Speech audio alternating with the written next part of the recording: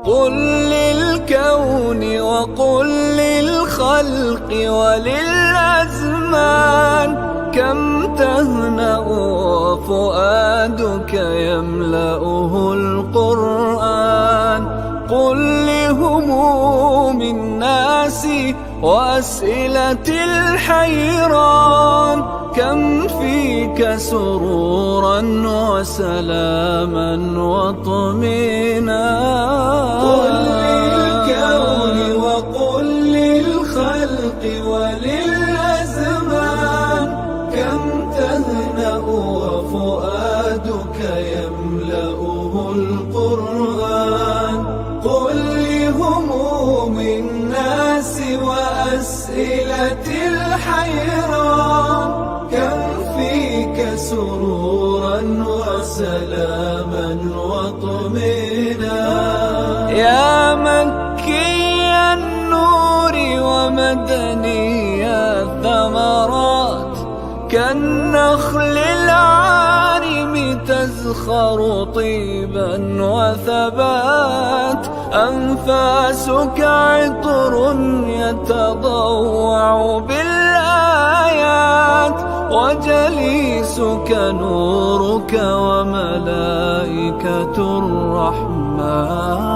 قل للكون وقل للخلق وللأزمان كم تهنأ وفؤادك يملأه القرآن. قل لهموم الناس.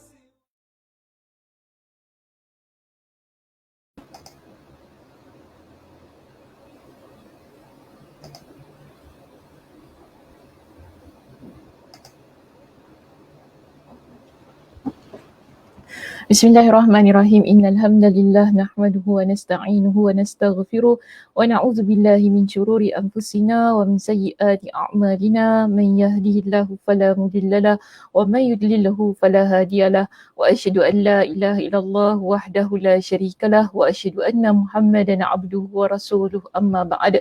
Rabbi shrah li sadri wa yassir li amri wa hlul 'uqdatam min lisani yafqahu qawli. Rabbi zidni ilma warzuqni fahma. Allahumma inna nas'aluka ilman nafi'a wa rizqan tayyiba wa amalan mutaqabbala. Assalamualaikum warahmatullahi wabarakatuh. Apa khabar jemaah muslimah kita di masjid mana? Kampung Siglap pada petang ini. Saya harap dalam keadaan yang sihat, sejahtera hendaknya. Siapa bersama dengan kita pada petang ini? Pagi, tadi saya cakap petang ke pagi? Kejap ya. Saya tak prepare sangat ni. Mana tisu? Kejap boleh kejap. Afika kejap Afika.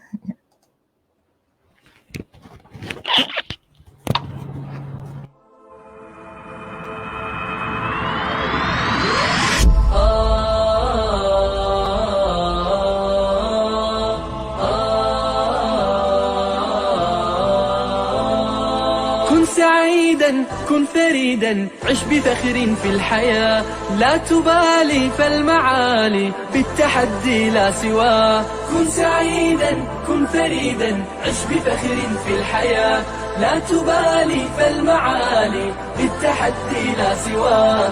بالتحدي لا سواه. حرر النفس ولا تحيا هباء يا ربيعا أنت والعطر الرداء.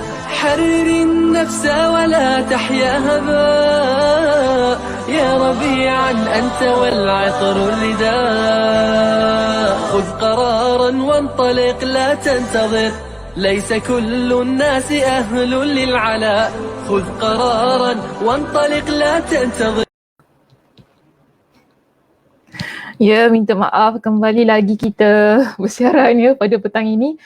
Terima kasih kerana sentiasa menanti Kita lihat di sini siapa teman-teman yang bersama dengan kita. Kita ada Kak Siti Sujiah. Ya, Assalamualaikum Ustazah. Waalaikumsalam warahmatullahi. Terima kasih Kak Siti bersama dengan kita pada petang ini. Kita ada Kak Nur. Okay, Kak Nur, Assalamualaikum Ustazah. Waalaikumsalam warahmatullahi. Kak Nur, mudah-mudahan sihat ya. Dia adik-beradik berbual pula dekat sini. Tak apalah. Kak Som, okay, Kak Som dengan kita juga. Assalamualaikum Ustazah, admin dan teman-teman semua. Semoga dalam rahmat dan kasih sayang Allah. Amin. Mudah-mudahan ya Kak Som. Terima kasih atas doanya. Kak Johara juga bersama dengan saya. Kita semua. Okay, Assalamualaikum Ustazah. Selamat petang. Selamat petang Kak Johara. Siapa lagi ada? Kak Zah. Assalamualaikum warahmatullahi. Kak Mas ya. Cik doktor. Akak pun nak cari tisu. Dah jumpa dah Kak tisunya? Dekat mana Kak tisu tu? Kak Aisyah, Waalaikumsalam warahmatullahi. Ya, Kak Aisyah dengan kita. Alhamdulillah. Thank you team MKS. Ya, Alhamdulillah. Maknanya, lagu halfway. Ada orang komplain, apa ni lagu halfway? Dia berhenti pun tak. Terperanjat je dia berhenti ya tadi lagu tu. Suka ya Kak Siti lagu tersebut? Kak Siti minat lagu tu. Kita ada Liza. Liza baru masuk ya ke dah lama masuk? Cuma baru nak komen. Assalamualaikum Ustazah dan kawan-kawan admin MKS dan admin MKS. Waalaikumsalam warahmatullahi. Baik, Alhamdulillah muslimah yang saya kasihi semuanya, pada petang ini kita bersiaran kembali lagi di rumah saya. Okey, di rumah saya yang indah dan permai ini, Alhamdulillah lah ya. Masya Allah, tabarakallah. Untuk kita menyambung perbincangan kitab kita Ad-Da'wa Ad-Dawa, dan sebagaimana biasanya sila letakkan di ruangan komen. Kita akan mulakan perbincangan pada petang ini di muka surat yang keberapa. Okey, sila letakkan di ruangan komen di situ. Saya nak lihat.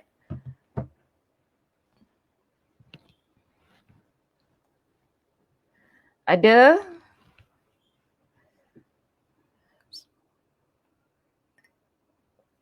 Okey, Kak Zah berikan jawapan muka surat 174. Poin 33 Ustazah, muka surat 174. Kak Som, okay, poin 33, muka surat 174. Ada yang lain? Kak Mas, okay, Kak Mas, Liza, Kak Aisyah, siapa lagi? Kak Noh, semua berikan jawapan yang sama ya kepada kita pada petang ini. Kita akan masuk pada poin yang ke-33, muka surat 174. Tadi saya nampak Cik Salimah tadi. Cik Salimah muka surat berapa Cik Salimah? Boleh Cik Salimah type di ruangan komen, saya nak lihat. Sementara saya buka slide saya ni.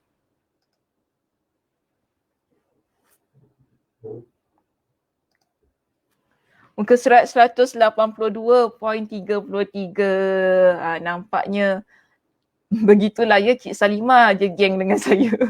Setiap petang kan Cik Salimah mesti sama muka surat dia dengan saya. Okay, so kita dah faham ya di sini. Muka surat kita ada dua. Ikut kepada cetakan masing-masing.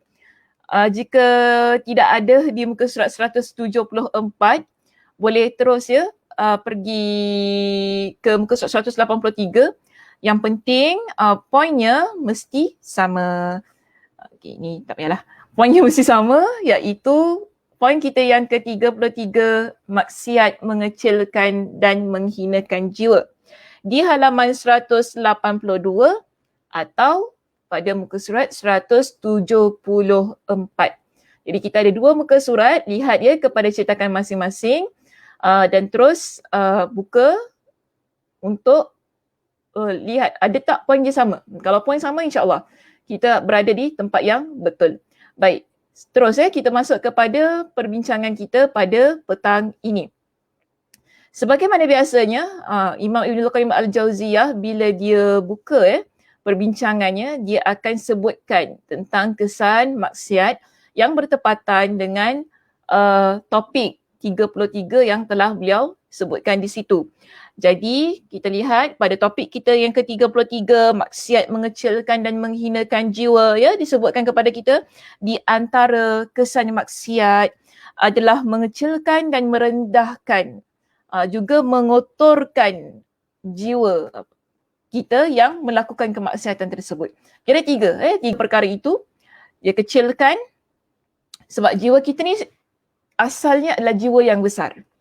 Kerana jiwa yang besar adalah jiwa yang memiliki banyak hal-hal yang positif, hal-hal yang baik dalam hati kita.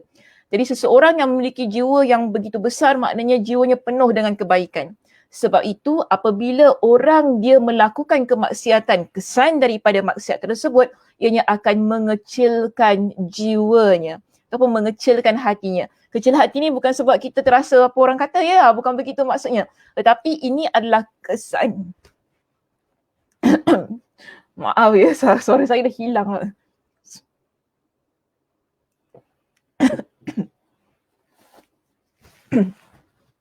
Tapi ini adalah kesan yang ada apabila seseorang dia melakukan kemaksiatan dalam kehidupan dia. Begitu juga ia bukan sahaja mengecilkan, bahkan ianya merendahkan dan mengotorkan jiwa orang tersebut. Ketiga-tiga keadaan ini seterusnya menyebabkan jiwanya menjadi terhina. Itu disebutkan kepada kita serta menghinakan jiwa hingga menjadikannya sesuatu yang paling kecil dan remeh. Jadi hati dia jadi kecil dan hatinya menjadi sia-sia bila dihiasi dengan kemaksiatan-kemaksiatan itu tadi. Sebab, dia kata begini, sebab maksiat adalah lawan dari ketaatan yang menumbuhkan, menyucikan dan membesarkan jiwa. Sebagaimana yang saya jelaskan tadi. Hati kita bila dipenuhi dengan ketaatan, dipenuhi dengan kebaikan-kebaikan, ianya akan tumbuh, berkembang, besar, disucikan, hatinya bersih dan kita memiliki hati yang penuh dengan kasih sayang. Ini dipanggil sebagai jiwa yang besar. Berbeza kalau orang itu jiwanya sakit hati, penuh dengan kedengkian, banyak sangat masalah jiwa, penyakit dalam hati dia, inilah yang akan menjadikan jiwanya kecil, hina, rendah dan hatinya kotor itu tadi. Baik, seterusnya kita lihat pada perenggan yang berikutnya. Muka saya dah ada ya? Dah ada. Itu komen saya baca lambat ya, okay, sorry. Kita lihat pada perenggan yang berikutnya ada satu ayat Al-Quran yang diletakkan di situ bagi menyokong perbincangan pada poin tadi yang pertama tu. Dalam surah Asy-Syams pada ayat yang ke-9 hingga ke-10, Allah Subhanahu Wa Taala berfirman, dalam ayat ini, dalam kitab kita ada Allah Subhanahu Wa Taala mengingatkan kepada kita tentang keadaan orang yang mana, pertama, dia berjaya, kedua, dia rugi. Orang yang berjaya dan rugi, kenapa mereka menjadi orang yang berjaya dan mengapa mereka menjadi orang yang rugi? Di sini Allah Subhanahu Wa Taala menyebutkan, Allah Subhanahu Wa Taala berfirman, qad aflaha man zakkaha. Sesungguhnya beruntunglah orang yang menyucikan jiwa itu. Orang ini berjaya, dia beruntung kerana dia menyucikan jiwa dia. Tapi sebaliknya, kita lihat di sini Allah kata wa qad khaba man dassaha. Tapi rugilah orang yang mengotorkan jiwanya sendiri. Kalau kita rujuk di dalam kitab kita di sini, maknanya, dijelaskan maknanya, sungguh telah beruntung orang yang menampakkan, membesarkan dan meninggikan jiwanya dengan mentaati Allah. Orang yang beruntung apabila dia membesarkan jiwanya dengan mentaati Allah Subhanahu Wa Taala. Kemudian sebaliknya, rugilah orang yang menyembunyikan, menghinakan dan mengecilkan jiwanya dengan maksiat kepada Allah. Hal ini sejajar dengan apa yang ditafsirkan oleh Imam Ibn Kathir rahimahullah di dalam kitab beliau. Bila kita merujuk dalam kitab tafsir Al-Quranul Azim, Imam Ibn Kathir rahimahullah, dia jelaskan maksud yang terkandung pada kedua-dua ayat itu. Jadi kita lihat pada ayat yang ke-9, ayat ke-9 tadi cerita tentang orang yang untung ke orang yang berjaya? Orang yang untung ke orang yang rugi? Ayat ke-9 tadi. Letak di ruangan komen. Yang untung ke yang rugi? Ayat ke-9. Dalam surah Asy-Syams. Tadi baru kita baca tadi. Ada 2 ayat kan? Ayat 9, ayat 10. Satu cerita tentang orang yang beruntung. Kedua cerita tentang orang yang rugi. Jadi ayat yang ke-9 yang mana satu? Yang rugi ke yang untung? Orang yang untung. Kak sui je. Orang yang untung. Okey. Orang yang untung. Okay, Nadia juga berikan jawapan yang sama. Okay, semua layar berikan jawapan yang sama di sini. Baik, ayat yang ke-9 Allah Subhanahu Wa Taala sebut berkenaan dengan orang yang beruntung. Ya, kerana mereka menyucikan jiwa mereka. Sebab itu di sini Imam Ibn Kathir rahimahullah dalam kitabnya dia explain lah, dia jelaskan tentang maksud yang lanjut lah berkenaan dengan ayat itu. Jadi kata begini, ayat yang ke-9 ini menyucikan orang ini apabila kita kata dia beruntung. Apabila dia menyucikan jiwa dengan ketaatan kepada Allah. Okay, so kita nak kata macam mana kita nak sucikan jiwa kita? Ni biasa kan orang berikan soalan pada kita kan. Bagaimana kita nak bersihkan hati kita? Bagaimana kita nak memiliki jiwa yang bersih, jiwa yang suci sehingga kita menjadi orang yang beruntung itu tadi? Maka di sini apa yang perlu dilakukan oleh orang tersebut ialah mentaati Allah Subhanahu Wa Taala. Kemudian membersihkan jiwa dari membersihkan jiwa dari akhlak yang hina dan rendah. Maksudnya bila kita nak ada hati yang bersih, jiwa yang murni sehingga melayakkan diri kita menjadi insan yang beruntung ialah bila kita meninggalkan perbuatan ataupun akhlak, sikap, semualah perangai-perangai yang tak baik. Senang kata, perangai-perangai yang tidak baik. Yang mana ia merupakan satu bentuk perangai ataupun tindakan hina dan rendah. Jadi itu adalah antara cara untuk kita membersihkan hati kita, membersihkan jiwa kita. Kan sebab tu di sini ada 2 poin tu tadi ya pada ayat yang ke-9. Pertama, dia menyucikan jiwa dengan ketaatan kepada Allah. Okey, dia jadi orang yang beruntung. Kedua, dia juga membersihkan jiwa dari akhlak yang hina dan rendah. Setiap perbuatan yang jahat dia akan tinggalkan. Okay, perkara-perkara yang Allah Subhanahu Wa Taala larang, dia tidak buat. Ini cara kita membersihkan jiwa kita. Itulah yang akan menjadikan kita insan yang berjaya dan beruntung. Berbeza orang yang rugi itu tadi. Pada ayat yang ke-10 kan Allah kata apa? وَقَدْ خَابَ مَنْ دَسَّاهَا. Rugilah orang yang mengotorinya, iaitu mengotorkan jiwanya. Jadi di sini pada ayat yang ke-10 kita lihat bagaimana Imam Ibn Kathir rahimahullah mentafsirkan ayat tersebut. Dia kata begini, orang yang rugi apabila dia membiarkan dan menjerumuskan jiwa dengan menjauhkannya dari petunjuk Allah. Maksudnya dia buat kemaksiatan, tidak mentaati Allah Subhanahu Wa Taala. Ini yang kita kata orang yang dia biarkan diri dia berada pada keadaan yang tidak baik. Dosa dan maksiat. Sebab tu kita bincangkan tentang kesannya, kesan dosa dan maksiat apabila seseorang itu dia lakukan. Maknanya dia membiarkan dirinya terjerumus ke dalam kancah yang tidak baik yang menyebabkan dia jauh dari petunjuk Allah. Orang yang jauh dari petunjuk Allah, dia akan buat kemaksiatan demi kemaksiatan. Sebab apa? Dia sudah selesa dalam keadaan yang sedemikian dan dia sukar untuk menjadi insan yang mentaati Allah Subhanahu Wa Taala. Sebab itu kita kata di sini orang yang begini dia adalah orang yang rugi kerana dia mengotorkan jiwanya sendiri. Sedangkan Allah Subhanahu Wa Taala sudah tunjukkan kepada kita dengan pelbagai macam cara, pelbagai macam situasi untuk kita membersihkan jiwa kita.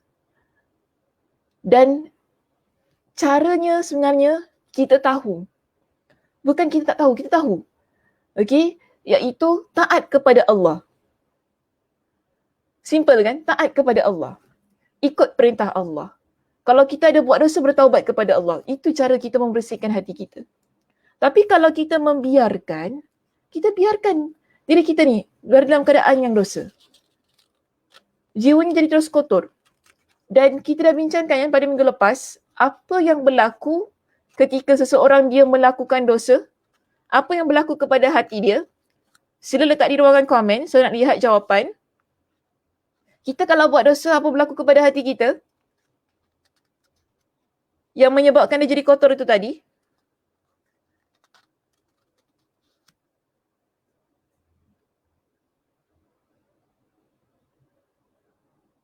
Ada titik-titik hitam. Okey, sebagaimana jawapan diberikan oleh Kak Sum. Ada titik-titik hitam. Itulah yang menjadi penyebab hitam, gelap. Okay, gelap, hitam lagi, gelap, hitam, ada tak? Lagi ada titik hitam. Yes, Suzy jawab di situ, ada titik hitam. Jadi titik hitam inilah yang akan menyebabkan jiwa kita menjadi kotor. Bila jiwa seseorang yang menjadi kotor, jadi gelap tadi kan, jadi hitam, sehingga dia jauh daripada petunjuk Allah Subhanahu Wa Taala. Blackout tak mungkin lah. Blackout bolehlah, blackout untuk definisi Kak Siti lah ya di situ. Mudah-mudahan ada je Kak Siti ni nak berikan jawapan kat situ. Okey, baik. Kita lihat ya, ketika Nabi ada satu penjelasan yang diberikan oleh Imam Ibn Qayyim, Imam Ibn Kathir rahimahullah di sini. Dia kata Rasulullah SAW ketika membaca ayat ini, tadi kan dalam surah Asy-Syams ayat yang ke-9 hingga ke-10, kita pergi kepada depannya sedikit, ke depannya sedikit, iaitu bermula daripada ayat yang ke-7 7, 8, 9, 10. Okey, bila Nabi SAW membaca ayat wa nafsi wa ma sawwaha, ini ayat yang ke-7 dalam surah yang sama.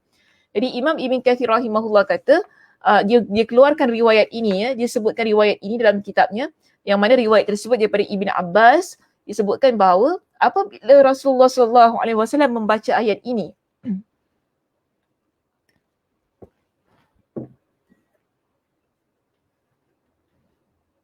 iaitu wa nafsi wa ma sawwaha, demi jiwa, demi jiwa serta penyempurnaannya, itu penciptaannya, fa alhamaha fujuraha wa taqwaha, maka dia mengilhamkan kepadanya jalan kejahatan dan ketakwaan. Dan baginda berhenti pada ayat ini. Okey, baginda berhenti pada ayat ini, kemudian baginda pun berdoa. Nabi doa, Allahumma ati nafsi taqwaha, anta waliyuha wa maulaha wa khairu man zakkaha. Jadi ini antara doa yang Nabi SAW baca ketika Nabi menyampaikan ayat ini. Iaitu surah Asy-Syams ayat yang ke-7 hingga ke-8 tadi kan, 7 hingga 8. Kemudian nanti masuk ayat ke-9, ke-10 sebagaimana yang ada dalam kitab kita. Yang mana maksudnya, ya Allah, limpahkanlah ketakwaan kepada jiwaku ini. Engkaulah pemiliknya dan pelindungnya, dan engkaulah sebaik-baik zat yang menyucikannya. Okey, jadi Nabi SAW baca ayat doa ini untuk menguatkan pentafsiran yang terdapat di dalam surah Asy-Syams ayat yang ke-7 itu tadi. Baik, bila kita rujuk pada perenggan yang berikutnya yang terdapat dalam kitab kita di sini, kita dapati begini. Imam Ibn Qayyim Al-Jauziyah, dia berikan satu perkataan. Okey, berkenaan dengan maksud dasaha. Tadi kita terjemahkan perkataan dasaha dengan apa?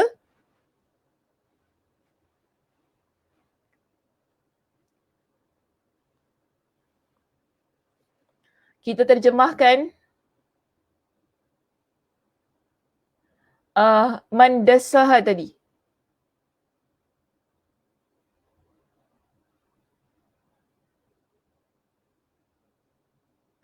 Ada jawapan? Tak ada? Mengotorinya. Kak Sum, yang mana pergi yang lain ni? Mana pergi yang lain? Kak Sum, mengotorinya. Okey, mengotorinya. Kita terjemahkan perkataan dasaha yang terdapat dalam surah Asy-Syams ayat yang ke-10 itu tadi dengan mengotorinya, maknanya mengotori jiwanya. Jadi Imam Ibn Al-Qayyim Al-Jauziyah dia kata apa? Erti dari asal kata at-tadasiyah. Okay, at-tadasiyah dari perkataan dasaha tu kan, adalah menyembunyikannya, iaitu al-ikhfa. Sebagaimana dalam firman Allah Subhanahu wa taala, am yadussuhu fit turabi, ataukah akan membenamkannya, menguburkannya ke dalam tanah hidup-hidup. Surah An-Nahl ayat yang ke-59. Jadi perkataan dasaha ini juga digunakan untuk maksud menguburkan ataupun membenamkan, menyembunyikan. Kisah yang dalam surah An-Nahl ayat 59 ni kisah apa? Siapa tahu? Sebab dia bagi separuh saja ya ayatnya di situ. Ni kisah tentang kisah apa ni? Surah An-Nahl ayat 59. Boleh buka Al-Quran. Lihat ayat penuhnya. Cerita tentang apa? Bagi saya, point dia di situ.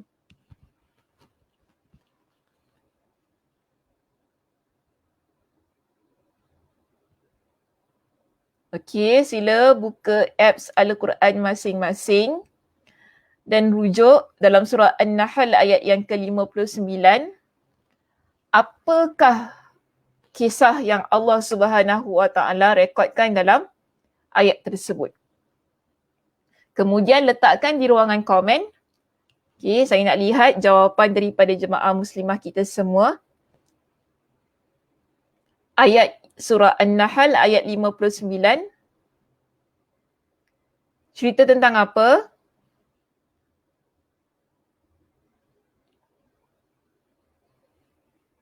Tak jumpa ke ayatnya?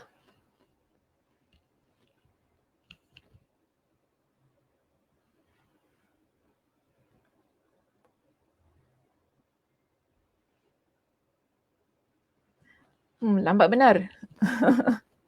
Saya ni tak berapa sihat ni, saya nak cepat ni. Lambat pula ya.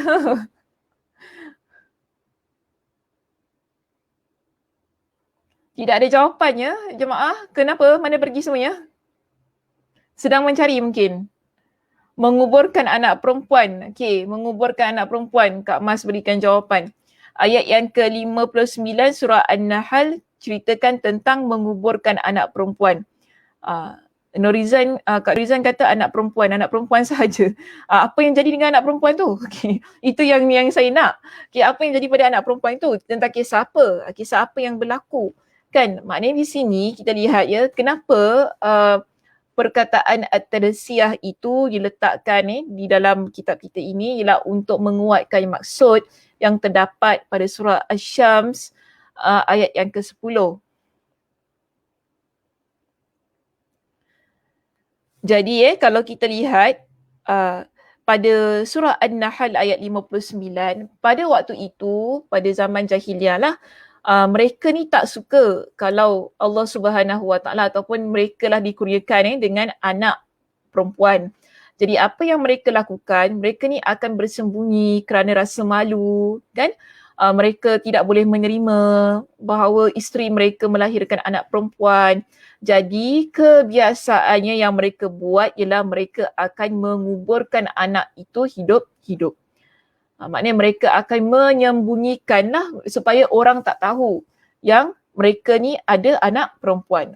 So di sini kita lihat ya, perkataan dasaha ataupun at-tadasiyah yang dimaksudkan dengan menyembunyikan, kalau kita rujuk pada perenggan yang terdapat di bawah itu, dikatakan kepada kita begini, pelaku maksiat membenamkan dirinya ke dalam maksiat. Okay? Sebab tu tadi kita kata dasaha itu mengotorkan, maknanya dia membenamkan dirinya dalam kekotoran. Dan orang yang melakukan kemaksiatan, dia akan membenamkan dirinya dalam kemaksiatan itu yang mana dia akan merahsiakan tempatnya. Jadi orang yang buat maksiat, kebiasaannya dia tidak akan beritahu kepada orang ramai apa yang dia lakukan. Ya, kita tak nak orang tahu dosa yang kita lakukan. Kita akan sembunyikan diri kita. Biar kita dengan Allah sahaja yang tahu tentang dosa-dosa tersebut.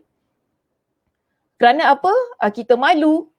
Kan tadi sebagaimana perkataan tadsiya tadi yang digunakan untuk surah An-Nahl ayat 59. Kerana malu, tak nak orang tahu kita buat dosa. Nanti kalau orang tahu kan, orang akan cakap tentang dosa-dosa kita. Orang akan lihat kita sebagai orang yang jahat. Orang akan lihat kita sebagai orang yang tidak boleh dipercayai. Sebab itu pelaku maksiat ini kebiasaannya dia akan menyembunyikan, membenamkan diri mereka dalam dosa itu sehingga dia akan merahsiakan tempat dia buat dosa, keadaannya, situasinya, begitu maksudnya di sini. Dan dia bersembunyi dari para makhluk disebabkan perbuatan buruk yang dilakukannya. Dan dia selalunya akan sembunyi. Maknanya masa dia, kalaulah dia buat dosa ni, dia tidak akan buat secara terang-terangan. Dia akan menyembunyikan diri dia dalam keadaan dia buat dosa tu tadi. Okey? Kemudian diterhina di hadapan dirinya sendiri, di hadapan Allah serta di hadapan para makhluk.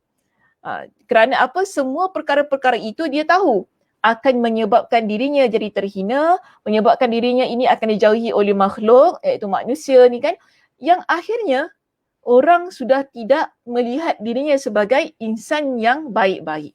Ya, sebab itu pelaku maksiat kebiasaannya mereka ni akan membenamkan diri mereka dalam kemaksiatan itu sehingga orang lain tidak tahu apa yang mereka lakukan. Tapi sekarang berbeza kan? Sekarang berbeza. Orang buat dosa nak tunjukkan kepada orang ramai. Setuju ke tidak? Buat dosa, kemudian nak tunjuk pada orang. Ramai sekarang bangga dengan dosa yang mereka lakukan. Ini masalah ya. Kita, macam tadi saya kata, kita kalau buat dosa biarlah dia antara kita dengan Allah Subhanahu Wa Taala. Itu bagi saya dah cukup bagus. Bukan kata dosa tu bagus, tidak. Tetapi keadaan yang bagus yang mana kita ni ada rasa malu kepada manusia. Kita ada rasa takut. Dan itu menunjukkan bahawa kita tahu apa yang kita buat adalah perkara yang salah. Masih sedar lagi tu. Ya, nampak? Ada kesedaran apa yang dilakukan adalah perkara yang salah, sebab itu kita tidak mahu orang lain ketahui. Tetapi bayangkan kalau kita buat sesuatu perkara yang kita gembar-gemburkan kepada orang ramai, kita pertontonkan kepada semua orang, dosa yang kita lakukan itu tanpa ada rasa malu.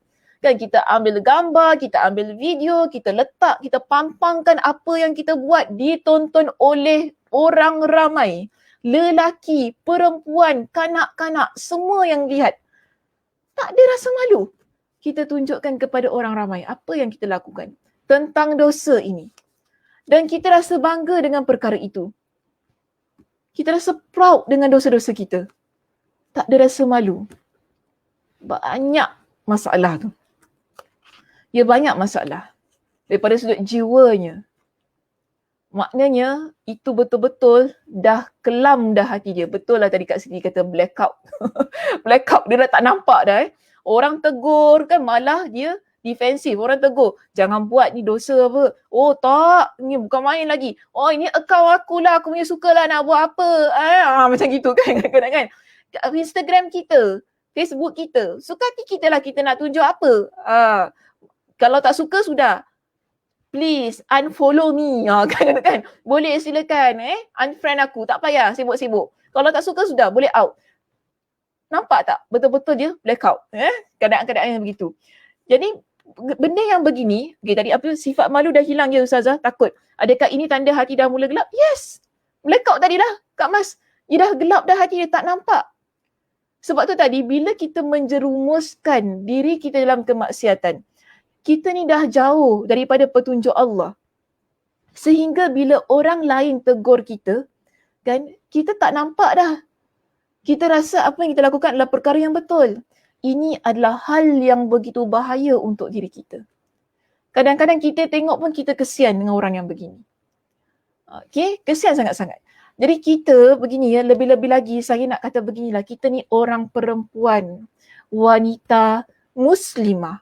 Kita ada rasa malu. Malu kita perlu tebal setebal-tebalnya. Kalau perkara itu, jangan buatlah kalau perkara-perkara yang biarlah orang, kalaupun benda tu benda yang viral, orang ramai buat, kita jangan ikut. Kan kadang-kadang ada video-video kan yang menari, kemudian orang pun menari, kita pun ikutlah cara gerak-geri menari, kita upload kan, tunjuk. Jangan kita pakai tudung, goyang sana, goyang sini kan, dah malu, kita kata malu. Okey, ia malu sangat-sangat.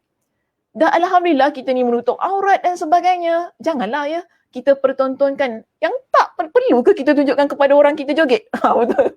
Perlu ke? Adakah itu satu keperluan? Kita tunjukkan kepada orang kita ni menari, kan, goyang sana goyang sini, sampai bergegar semua. Ini maaf ya guna perkataan bergegar kalau kasar tu, tapi kita orang perempuan kita faham keadaan-keadaan yang begini. Kita yang tengok kita sendiri malu kan. Orang join TikTok, TikTok betul TikTok ke Tintong, boleh lah mana-mana. TikTok tu kan, tunjuk semua. Dia membuka, maksudnya saya kata dia membuka pakaian malu kita sebagai orang perempuan. Dan kalau orang tegur, alhamdulillah ada orang tegur. Ya, ada orang tegur, alhamdulillah. Maknanya okey dah sudah, jangan buat lagi. Mungkin pada masa tu kita rasa macam happy kan kita buat perkara-perkara begini sebab yalah ramai orang buat, kita pun nak buat juga ya. Tak apalah, okey semua. Dia pun buat okey apa. Tapi tak okey sebenarnya. Kerana kita membuka rasa malu tu lah, sebab orang perempuan ni banyak benda kena jaga. Ya, banyak perkara dia perlu jaga. Maruah diri, kan? Maruah diri, akhlak. Ya, bukan saya kata lelaki tak perlu jaga, bukan begitu. Tetapi orang perempuan lebih-lebih lagi kita seorang muslimah, banyak perkara yang perlu kita jaga yang mana menunjukkan jati diri kita sebagai seorang yang beriman kepada Allah Subhanahu Wa Taala. Wanita muslim, begitu keadaannya.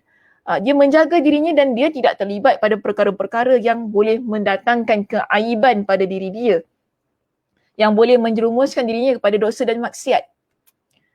Seboleh mana ya saya kata, sebab kadang-kadang kita susah juga.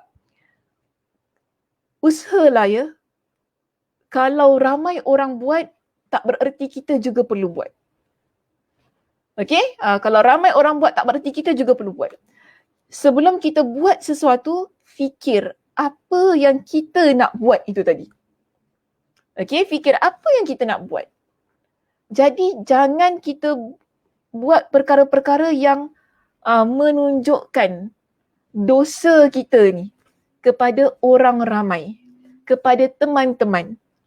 Kerana kita ada rasa malu kepada Allah, malu kepada orang yang ada di sekitar kita kerana kita ada melakukan dosa itu tadi. Biarlah orang lain yang nak tunjukkan dosa dia lah, itu dia sudah. Kita jangan ikut. Jangan ikut pada hal-hal yang tak elok ini. Sebab apa tadi? Kita nak jaga diri kita supaya kita tidak membenamkan diri kita dalam kemaksiatan. Kerana bila kita dah terbenam dalam kemaksiatan itu, dah tertimbus kan, kita dah tak nampak jalan keluar, inilah yang akan menyebabkan hati kita, jiwa kita terus-terusan berada dalam keadaan yang penuh dosa itu tadi. Walaupun ada orang ingatkan, walaupun ada orang sudah usaha ya untuk bawa kita ke jalan yang benar, kadang-kadang susah untuk kita nampak kebenaran. Jadi ini begitu bahaya. Kesan maksiat ni begitu bahaya. Sebab itu orang yang dia betul-betul fikir tentang apa yang dia nak buat, dia takkan kisah orang ramai yang benda tu trend ke, kan? Tak trend ke, itu bukan masalah dia. Yang masalah sekarang ini, apakah yang dia nak buat tu? Adakah itu perkara yang Allah Subhanahu Wa Taala redha? Perkara yang betul-betul mengikut kepada perintah Allah?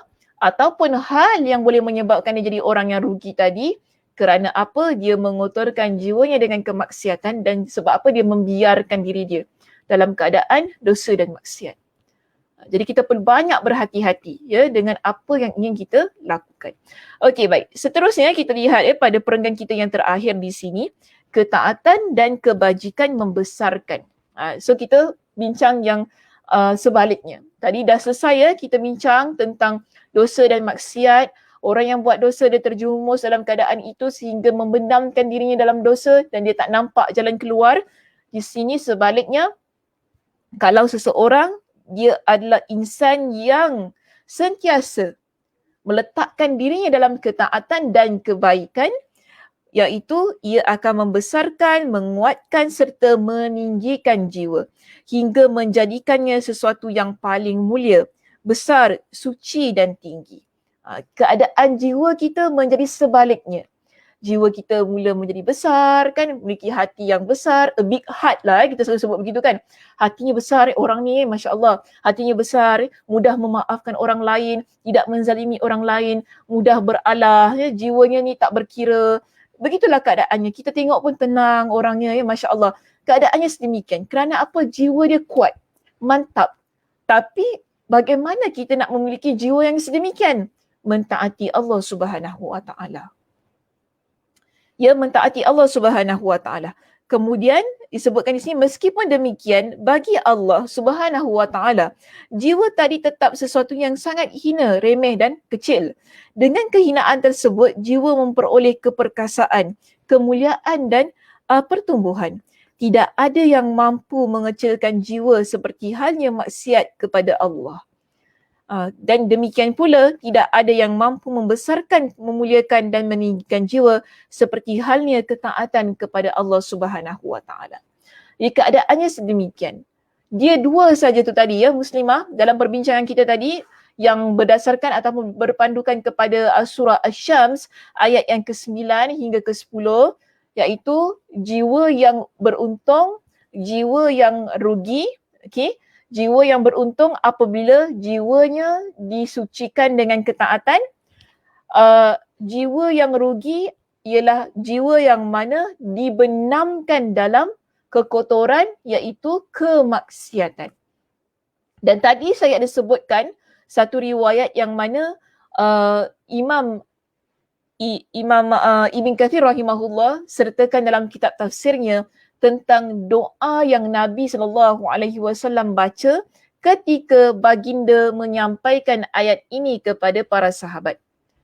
Itu surah Asy-Syams tadi kan yang bermula pada ayat yang ke-7. Dalam kitab kita cuma ambil ayat 9 hingga 10. Tapi yang lebih tepatnya berkenaan dengan jiwa yang baik ini dibincangkan ataupun Allah Subhanahu Wa Taala firmankan daripada ayat yang ke-7. Jadi bila Nabi SAW membaca ayat yang ke-7 hingga ke-8 itu tadi kan, disebutkan bahawa Nabi berdoa kepada Allah yang tadi saya baca doanya, Allahumma ati. Apa tadi? Allahumma ati nafsi taqwaha. Kan ada doa yang begitu. Sebenarnya doanya panjang lagi. Kalau kita rujuk di dalam hadis, sebuah hadis yang mana Nabi SAW sampaikan berkenaan dengan memohon perlindungan Allah Subhanahu Wa Taala. Jadi dalam doa ini Nabi SAW memohon kesucian jiwa sebagaimana yang Nabi mohon kepada Allah Subhanahu Wa Taala ketika Nabi membaca surah Asy-Syams ayat yang ke-7 hingga ke-10 itu tadi. Jadi di sini saya sertakan doanya yang complete lah, yang lengkap di sini, iaitu Nabi SAW memohon kesucian jiwa kepada Allah Subhanahu Wa Taala dengan doa. Dia ada 3 saya bahagikan, kalau lihat pada doa yang telah saya melayukan dalam bahasa Arab telah dimelayukan itu, saya bahagikan kepada 3 perenggan. Jadi untuk mudah dihafal supaya mudah dibaca, mudah dihafal. Cuma dalam bahasa Arab tu saya tak bahagikan kepada 3 perenggan lah sebab nanti space tak cukup. So kita lihat begini. Pertama yang Nabi minta, Allahumma inni a'udzubika minal ajzi wal kasali wal jubni wal bukhli wal harami wa azabil qabr. Okay, ni perenggan yang pertama, Nabi doa. Kemudian pada perenggan yang kedua, Nabi SAW pun berdoa, Allahumma ati nafsi taqwaha. Okay, masuk pada perenggan kita yang kedua di sini, ia adalah bertepatan dengan konteks perbincangan kita pada poin kita yang ke-33 pada petang ini. Jadi Nabi doa mohon kepada Allah dengan kesucian jiwa, iaitu Allahumma ati nafsi taqwaha wa zakkiha anta khairu man zakkaha anta waliyuha wa maulaha. Seterusnya ada pada perenggan yang ketiga, Nabi SAW berdoa kepada Allah, Allahumma inni a'udzu bika min ilmin la yanfa' wa min qalbin la yakhsha' wa min nafsin la tashba' wa min da'watin la yustajabu laha. Dan saya yakin semua kita di sini biasa dengar doa-doa ini. Ya, biasa dengar doa-doa ini dan saya juga pernah mengajarkan doa ini di kuliah-kuliah yang lain. Jadi di sini kita rangkumkan kesemua doa itu sebagaimana yang terdapat ya dalam hadis ini. Nabi SAW mohon kepada Allah, Allahumma inni a'udzubika minal ajzi wal kasal. Ni pertama ya Nabi mohon perlindungan kepada Allah. Ya Allah, sesungguhnya aku memohon kepadamu perlindungan daripada apa? Minal ajzi wal kasali wal jubni wal bukhli wal harami wa adzabil qabr. Ada 7. Ada 6. Confident ada 7. Ada 6. Okey, ada 6 perkara yang kita minta kepada Allah agar Allah lindung diri kita. Iaitu pertama daripada lemah. Okey, daripada sifat lemah. Kedua daripada rasa malas ataupun sifat malas. Ketiga wal jubni. Wal jubni rasa takut. Penakut lah ya yang ada pada diri kita. Wal bukhl. Bukhl je maksudnya kedekut.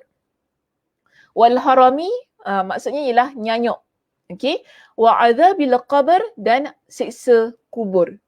Jadi ada 6 perkara yang Nabi SAW mohon kepada Allah agar Allah berikan perlindungan kepada baginda. Okey, kemudian masuk kepada perenggan yang kedua. Nabi minta kepada Allah dengan kesucian jiwa baginda. Allahumma ati nafsi taqwaha. Ya Allah, kau berikanlah pada diri aku dengan ketakwaan ataupun jiwa aku ini dengan ketakwaan. Okey, kemudian Nabi SAW berdoa. Nabi minta kepada Allah Subhanahu Wa Taala di sini, Allahumma wazakkiha. Maaf ya, saya tertinggal baca tadi. Wazakkiha. Nabi SAW minta kepada Allah supaya sucikan hati kita. Dah tadi kita minta supaya Allah Subhanahu Wa Taala berikan kepada jiwa ini dengan ketakwaan kepada Allah dan juga kita mohon kepada Allah agar Allah sucikan hati kita. Kenapa kita minta kepada Allah Subhanahu Wa Taala? Kerana dalam doa ini sendiri sudah menunjukkan kepada kita yang memegang jiwa kita, hati kita hanyalah Allah, bukan makhluk, bukan manusia. Ya, jangan bagi hati kita sebarangan kepada seseorang. Okey, jangan berikan hati kita sesebarangan ni kepada makhluk. Sebab makhluk dia tidak memegang jiwa kita. Yang memegang jiwa kita, yang menjaga jiwa kita ini adalah Allah Azza wa Jal. Sebab itu Nabi SAW minta ketakwaan kepada Allah, minta Allah Subhanahu Wa Taala sucikan hati kita dan Nabi minta kepada Allah Subhanahu Wa Taala, Nabi doa kerana anta khairu man zakkaha. Kerana engkau adalah yang sebaik-baik yang menyucikan hati itu. Anta waliyuha wa maulaha. Ini yang Nabi doa. Nabi kata engkaulah yang menjadi pemiliknya dan engkaulah yang menjadi pelindungnya, penjaga kepada jiwa dan hati tersebut. Jadi sebab itu kita minta kepada Allah, hati ini Allah berikan dengan ketakwaan. Kemudian Allah Subhanahu Wa Taala bersihkan. Kerana Allah Subhanahu Wa Taala yang sebaik-baiknya untuk menyucikan jiwa kita. Kerana hati kita milik Allah, hati kita dijaga oleh Allah Subhanahu Wa Taala. Allah Subhanahu Wa Taala yang maha melindungi hati kita ini. Dan di akhir doa ini, Nabi tutup ya doanya. Ia berkaitan dengan hati juga sebenarnya. Kalau kita lihat pada doa ini, Nabi minta kepada Allah, Ya Allah, inni a'udzubika min ilmin la yanfa'u. Ya Allah, sesungguhnya aku memohon perlindungan kepadamu dari ilmu yang tidak bermanfaat. Ilmu yang tak bermanfaat ni muslimah, dia boleh buat hati kita cacat. Ya, ilmu yang tak bermanfaat boleh mencacatkan jiwa dan hati kita. Sebab itu kita perlu minta perlindungan kepada Allah agar Allah hindari kita daripada ilmu-ilmu yang tidak bermanfaat ini. Yang kita inginkan adalah ilmu yang baik, ilmu yang memberikan manfaat kepada kita dunia dan akhirat supaya jiwa kita lebih terpandu kepada hal-hal yang baik juga. Sebab tu kita belajar agama, kita belajar Al-Quran, kita belajar hadis Nabi SAW, kita belajar tentang hukum hakam dalam agama kita. Kita cari pelbagai macam ilmu berkaitan dengan agama ini untuk kita faham. Kenapa? Kerana kita tahu ilmu itu semua adalah ilmu yang bermanfaat yang boleh membentuk jiwa kita menjadi jiwa yang besar. Jiwa yang kuat. Jiwa yang sentiasa ingin taat kepada Allah. Tapi sebaliknya kalau hati kita penuh dengan ataupun kita ni banyak mempelajari ilmu yang tidak bermanfaat. Ilmu yang tidak bermanfaat itu akan menyebabkan kita jauh daripada ketaatan. Dan dalam doa ini juga Nabi SAW memohon perlindungan kepada Allah daripada hati yang tidak khusyuk. Ya, hati yang tidak khusyuk. Dan juga wa min nafsin la tashba, dan jiwa yang tidak pernah rasa puas. Semuanya rasa tak kena. Semuanya rasa tak happy. Semuanya rasa tak best. Tak tahu kenapa tak best, tak happy, tak puas, tak tahu kenapa. Ini bahaya juga untuk kehidupan seseorang. Jadi perlu minta kepada Allah Subhanahu Wa Taala agar lindungi kita daripada jiwa yang begini. Kerana orang yang memiliki jiwa yang tidak pernah puas, dia bukan sahaja menyusahkan diri dia, bahkan menyusahkan orang yang ada di sekitar dia. Kerana apa? Dia boleh menzalimi orang yang dia rasa dia tak puas. Maksudnya dia tak puas hati. Kan? Dia tak puas hati. Kenapa dia tu senang? Itu contohnya. Dia akan menzalimi orang itu kerana apa? Jiwanya penuh dengan dengki tadi. Dia akan buat perkara-perkara yang menyusahkan orang lain. Kerana dia tak puas hati. Kenapa orang ini yang dapat bukan dia yang dapat? Jadi ini yang kita panggil sebagai bahaya untuk jiwa kita. Dan seterusnya, Nabi SAW tutup doa ini dengan satu bentuk permohonan kepada Allah agar Allah Subhanahu Wa Taala lindungi diri kita ini daripada doa. Daripada doa yang tidak dikabulkan. Daripada doa-doa yang tidak dikabulkan oleh Allah Subhanahu Wa Taala. So ada banyaklah perkara yang boleh kita dapatkan daripada doa ini. Dan bagi saya doa ini adalah doa yang biasa kita dengar, biasa kita baca. Dan sebab apa saya pun biasa sampaikan dalam kuliah berkenaan. Mungkin saya cuma sampaikan yang depan sahaja. Ada juga keadaan yang mana saya cuma ambil yang bahagian tengahnya saja, perenggan yang kedua. Kan ada juga keadaan yang mana saya cuma sampaikan yang perenggan yang ketiga saja. Tapi sebenarnya dia adalah doa yang Nabi SAW letakkan ataupun satukan, yang boleh kita baca secara keseluruhannya sehingga ia menjadi doa yang lengkap dan akhirnya kita dapat minta kepada Allah Subhanahu Wa Taala dengan kebaikan-kebaikan yang terkandung pada doa ini. Okey, Muslimah, itu sahaja perbincangan kita untuk petang ini. Mudah-mudahan Allah Subhanahu Wa Taala memberikan kepada kita dengan jiwa yang besar untuk sentiasa menjadi hamba Allah yang taat kepada Allah Subhanahu Wa Taala. Tapi satu ni kena ingat, untuk ada jiwa yang besar itu tadi, tinggalkan maksiat. Insya-Allah, hati kita akan jadi hati yang sentiasa dirawati dengan hal-hal yang baik. Hati yang dirawati dengan hal-hal yang baik ini, dia akan terus indah hingga bila-bila, insya-Allah. Okey, itu sahaja. Ada apa-apa yang ingin dipertanyakan, boleh letak di ruangan komen jika ada. Jika ada, okey. Jika tidak pun tak menjadi masalah. Alhamdulillah juga. Soalnya saya pun dah nak hilang-hilang ni. Saya tak ada energi berapa sangat hari ni. Okey. Alhamdulillah. Terima kasih Ustazah, insya-Allah akan amalkan doa ini ya, insya-Allah ya. Silakan Kak Norizan amalkan doanya, mudah-mudahan bermanfaat. Jangan lupa doakan untuk saya juga. Okey, mudah-mudahan bermanfaat ya, mudah-mudahan saya sihat sentiasa. kesihatan saya agak kurang memberansangkannya sejak akhir-akhir ini. Okay, mudah-mudahan doakan untuk kesihatan saya. Kak Som juga di situ, syukran Ustazah atas pencerahan ilmu yang bermanfaat. Jazakillah khair wa iyyak Kak Som. Terima kasih kerana sudi dengan kita pada petang ini. Mak Isa juga ada dengan kita. Syukran Ustazah. Afwan, Mak Isa, terima kasih. Cik Salima, terima kasih Ustazah. Sama-sama. Azfa juga, alhamdulillah, barakallahu fiki Ustazah wa fiki barakallah. Ya, nanti kalau doa yang tu nanti kalau tak sempat salin nanti boleh ni lah. Boleh ambil di Telegram saya ya. Ada saya sertakan nota. Lepas ni nanti nak cakap pun tak keluar.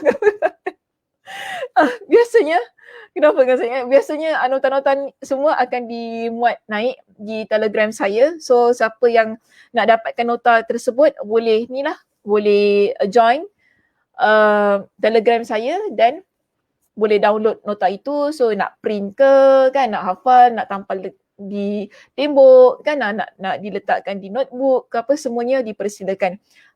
Itu yang saya kongsikan dan mudah-mudahan ia menjadi amal soleh saya hingga saya meninggal dunia mudah-mudahan.